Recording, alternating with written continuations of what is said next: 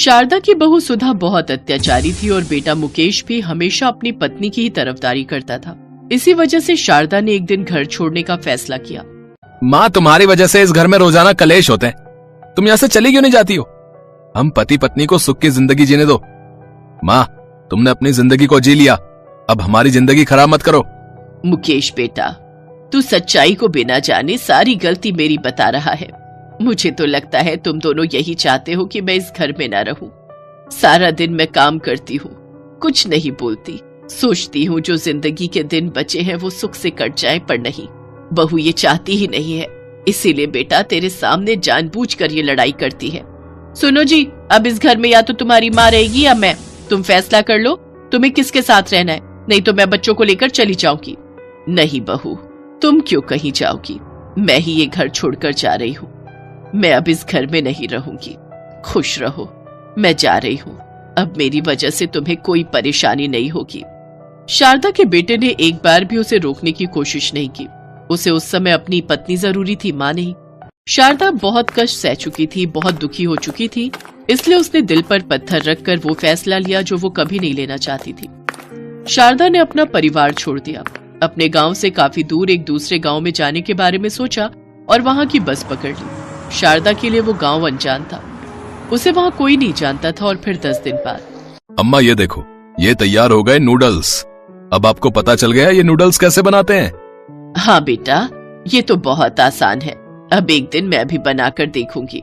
ठीक है अम्मा, कल आप बनाना, ठीक है? सूरज भैया, एक प्लेट नूडल्स देना। देखो, तीखी सॉस और मीठी सॉस दोनों ज्यादा डालना है। हाँ हाँ, बस अभी लो। एक प्लेट नूडल पैक कर दो। बेटा तुम उनको दो, मैं इन्हें पैक कर देती हूँ। सूरज बेटा, एक बात बोलूं? हाँ हाँ अम्मा बोलो। मैं तो घर से बहुत निराश होकर निकली थी। उस दिन बस स्टैंड पर जब मेरी तबीयत खराब हुई तो तुम वहीं थे। तुमने मेरी इतनी मदद की, मुझे पानी पिलाया, यहाँ ढाबे पर लेकर आए। तुम बिल्कुल मेरे बेटे मुकेश हो। अम्मा, मेरा भी इस दुनिया में कोई नहीं। तुम्हारे आने से माँ की कमी पूरी हो गई। बस दोनों माँ बेटा मिलकर इस नूडल्स ढाबे को चलाएंगे। यहाँ इस ढाबे पर अब सारी चिंता छोड़ दो अम्मा, और आराम से अपने बेटे के साथ रहो। शारदा की आंखों में आंसू आ जाते हैं। सूरज बहुत ही नेक दिल लड़का था, उसका भी इस दुनिया में कोई नहीं था। बस स्टैंड पर शारदा का ब्लड प्रेशर हाई हो गया। तब सूरज ने उसकी बहुत मदद की और अपने साथ ढाबे पर ले आया। सूरज पिछले कई सालों से नूडल्स का ढाबा चला रहा है। अब उसने शारदा को भी नूडल्स बनाने सिखा दिए। सूरज को शारदा का बहुत सहारा है। वो कभी सामान लेने के लिए बाजार जाए तो शारदा ढाबे को संभाल लेती है। ढाबे पर और भी लड़के काम करते हैं तो वो भी शारदा को अम्मा कहकर ही बुलाते हैं। शारदा को उस गांव में रहते हुए 1 महीना बीत चुका था। अचानक एक दिन सूरज की तबीयत बहुत खराब हो गई। वो उठ भी नहीं पा रहा था। सूरज को बहुत बुखार था, जिस कारण उसे बहुत कमजोरी हो गई। शारदा ने सूरज की भी देखभाल की और ढाबे को भी पूरा संभाला। सूरज बेटा, ये लो, दवाई खा लो और ढाबे की बिल्कुल भी चिंता मत करो, मैं सब संभाल लूंगी। तुम बस आराम करो बेटा, ताकि जल्दी ठीक हो सको। अम्मा, माँ क्या होती है ये मुझे आज पता चल रहा है। माँ की जगह संसार में कोई नहीं ले सकता। मैंने अपने माता पिता को कभी नहीं देखा। जब पैदा हुआ तो अपने आप को सड़क पर पाया और जिंदगी की ठोकरों में बड़ा हो गया। फिर मेहनत करके ये ढाबा खोला। बहुत तरसता था कि अपनों का प्यार मिले। आज तुम्हारे रूप में मुझे माँ मिल गई अम्मा, मुझे अपनों का प्यार मिल गया अम्मा। सूरज की बातें सुनकर शारदा की भी आंखें आंसुओं से भर आती हैं। एक तरफ उसके अपने सगे बेटे ने उसकी परवाह नहीं की और एक तरफ सूरज जिसे माँ की कदर है, पर उसकी अपनी माँ नहीं। शारदा और सूरज का दिल का रिश्ता जुड़ता है। सूरज को माँ मिल जाती है और शारदा को बेटा। शारदा सूरज की तबीयत ठीक होने तक अकेले ही ढाबे को संभाल रही थी। शारदा बहुत ही बढ़िया नूडल बनाती थी। आसपास के गांव में भी ये बात फैल गई कि एक नूडल ढाबे वाली अम्मा है जो बहुत बढ़िया नूडल बनाती है। ये बात सुधा के कानों तक भी पहुंची कि उनके गांव से दूर एक गांव में नूडल्स का ढाबा है। तो सुधा ने मुकेश से वहां जाने की जिद की। सुनो, बच्चे भी बहुत जिद कर रहे हैं। सुना है नूडल्स ढाबे पर बहुत ही स्वादिष्ट नूडल्स मिलते हैं। आज तुम्हारी दुकान की छुट्टी है ना? चलो ना, हम उस गांव में चलते हैं, थोड़ा घूमना भी हो जाएगा। कितने दिनों से हम कहीं घूमने नहीं गए। बच्चों के स्कूल की भी छुट्टी है। हाँ पापा, मेरे सारे दोस्त उस ढाबे पर नूडल्स खाकर आए हैं, हमें भी जाना है। ठीक है, आज ही चलते हैं। अब खुश? मुकेश सुधा और बच्चों को लेकर नूडल्स ढाबे पर पहुंचता है। सूरज की तबीयत अब ठीक हो चुकी थी। उस समय ढाबे पर वही था। अरे भैया, तुम्हारे ढाबे के नूडल्स के बारे में सुना कि यहाँ कोई अम्मा जी हैं जो बहुत स्वादिष्ट नूडल बनाती हैं। आज इसी वजह से हम दूर गांव से आए हैं, जरा हमारे लिए बढ़िया से नूडल्स लगा दो। हाँ हाँ बिल्कुल, आप लोग वहाँ बैठो, मैं अभी तैयार करवाता हूँ। अम्मा जी, आपके हाथों के नूडल्स की फरमाइश आई है। अब तो आपके नूडल्स दूर दूर प्रसिद्ध हो रहे हैं। अरे बेटा, मैंने तो तुमसे ही नूडल्स बनाना सीखा है, तुम तो मेरी ऐसे ही तारीफ करते रहते हो। ढाबे के अंदर से अपनी माँ शारदा को आते हुए देखकर मुकेश और सुधा हैरान रह जाते हैं। ये हैं अम्मा जी, जिनके हाथों के नूडल्स की तारीफ आपके कानों तक पहुंची है। माँ, तुम और यहाँ नूडल्स ढाबे पर? मुकेश अपनी माँ के पैर छूता है। शारदा की आंखों में आंसू आने ही वाले थे कि वो तभी अपने आंसुओं को रोक लेती है। सूरज भी अब तक सच्चाई जान चुका था। शारदा ना चाहते हुए भी थोड़े कठोर स्वर में बात करती है। जिस दिन मैंने घर छोड़ दिया था, उस दिन मेरा और तुम्हारा रिश्ता वहीं खत्म हो गया था। अब मैं सिर्फ अपने बेटे सूरज की माँ हूँ। सूरज बेटा, इन्हें बोलो इंतजार करेंगे। नूडल्स बनाने में मुझे थोड़ा समय लगेगा। मम्मी, ये तो दादी है।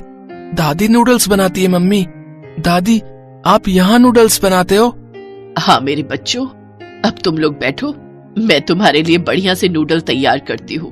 अम्मा, मुझे पता है इस समय तुम पर क्या बीत रही है, आप कहो तो मैं बना दूं।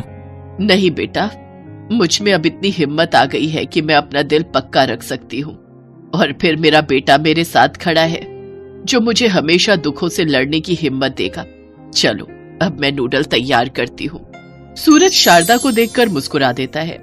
मुकेश और सुधा नूडल्स खाते हैं और चुपचाप वहाँ से चले जाते हैं। कुछ दिनों बाद शारदा ने सूरज की शादी कर दी।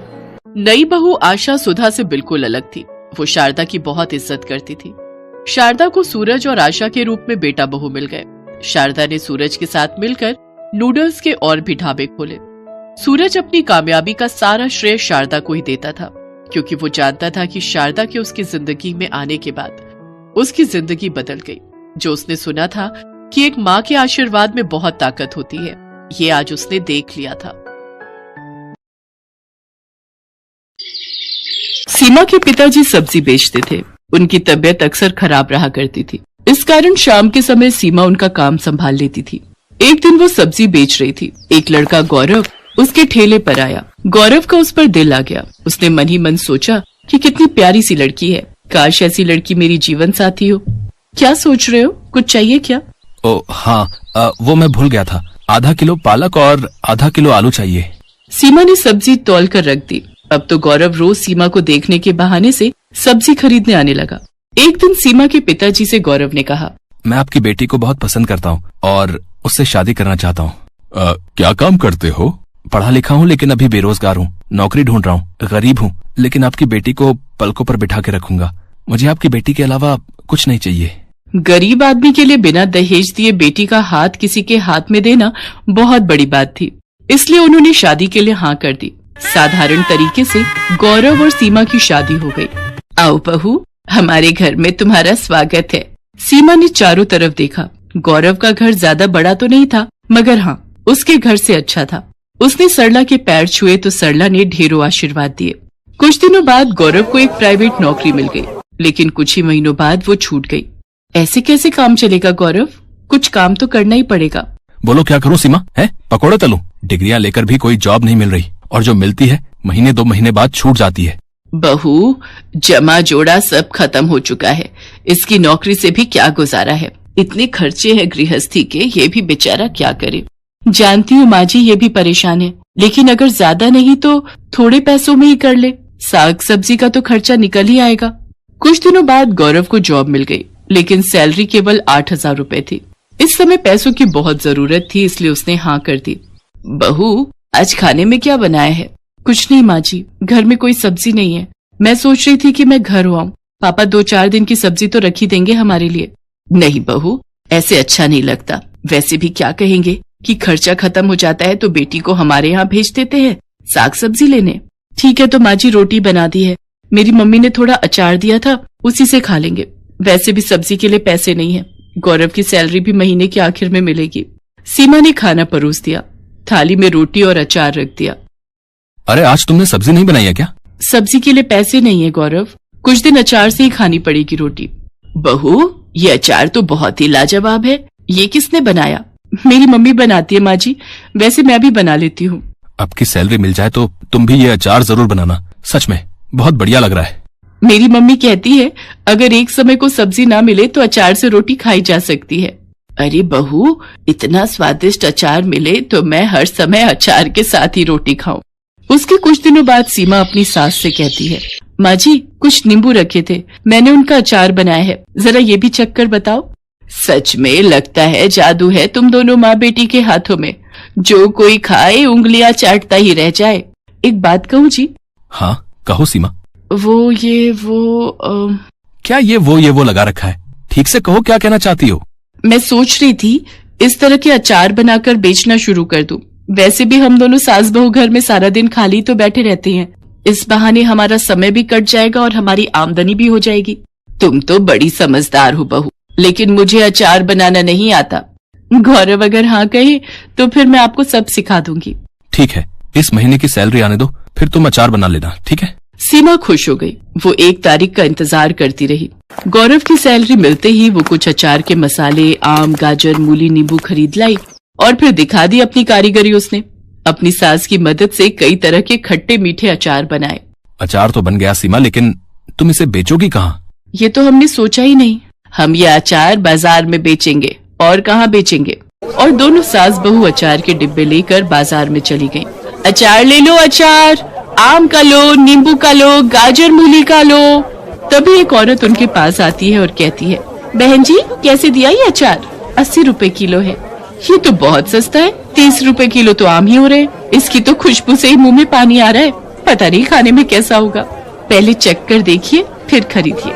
वाह वाह, मजा आ गया। जैसी खुशबू वैसा अचार। लाओ 1 किलो दे दो, हमारी बहू प्रेग्नेंट है, खाएगी तो उसका मन अच्छा हो जाएगा। उस दिन उनका सारा अचार बिक गया। सास बहू दोनों के चेहरे खुशी से खिल गए। वैसे ज्यादा फायदा नहीं हुआ था क्योंकि अचार उन्होंने सस्ते में बेचा था, लेकिन एक उम्मीद की किरण नजर आई कि उनका काम चल निकलेगा।